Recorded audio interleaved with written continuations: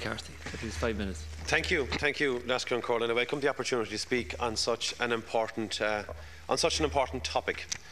This morning, this House, Lasker and Corlin, Minister Howland, when taking leader's question, said that the absolute objective of this sovereign Parliament is to win back economic sovereignty for this country.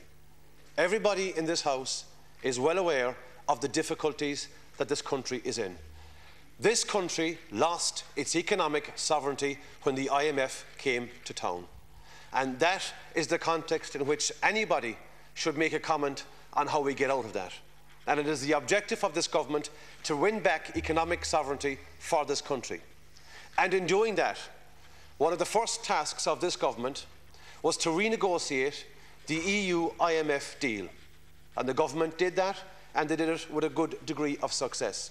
They have extended the term, and they have renegotiated the interest rate.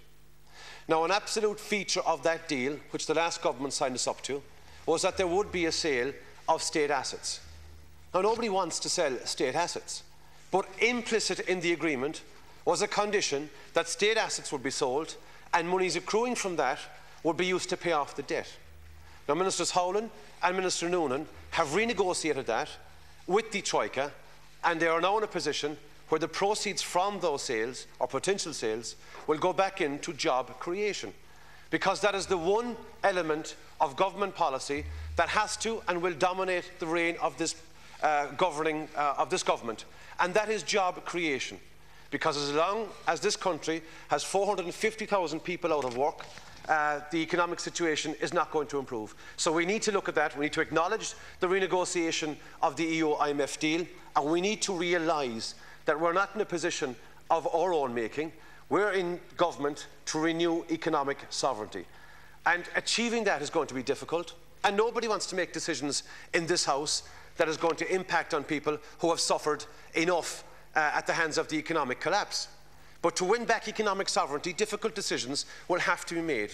And rhetoric and economic lunacy from detractors only serves to ill-inform the whole debate. Yesterday, the Keane report on mortgage arrears marked a major milestone in terms of how we can address the thousands of people who have mortgage difficulty in this country. And there are thousands of people who find themselves in situations not of their own making.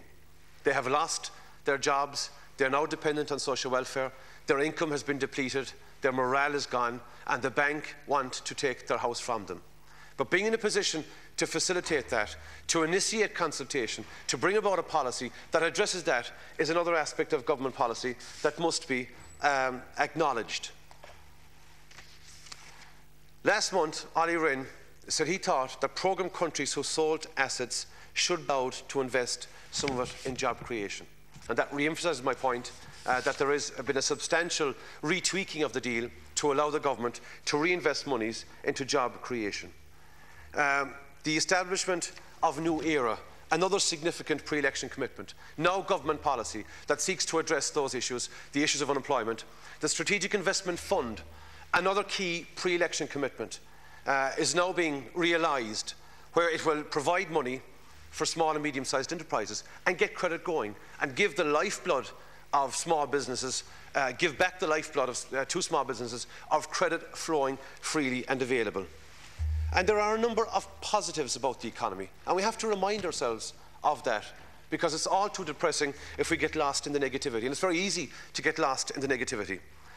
And there are indications that the economy is heading into a bright spot, and it's borne out, Alaska and Corla, by recent data that shows exports hitting an all-time peak in the second quarter of the year, while GDP, GNP and domestic demand all expanded in the same quarter. 1 minute remaining.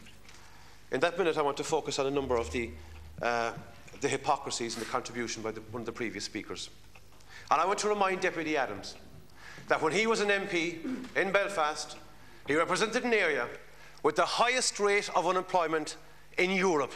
And what did he do? He abandoned him. He came down to Louth to stand for election in the Republic. And that's the commitment that that man has shown the unemployed in West Belfast. And I'll take no lectures, quite frankly, from a party who have in the north initiated legislation to privatise ports.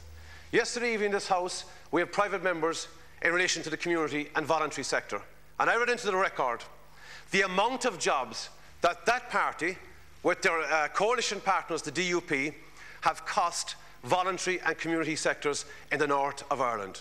They are engaged in austerity measures of £4 billion. £4 billion. And they have the temerity and the cheek to come in here and start criticising government at every possible juncture. I will conclude by saying this: reasoned and rational and constructive debate based on sound economic policies is what's required when we debate this issue. If we follow Sinn Féin economics, the Troika will abandon this country and there won't be anything in this country, and we might as well give the key back to Brussels.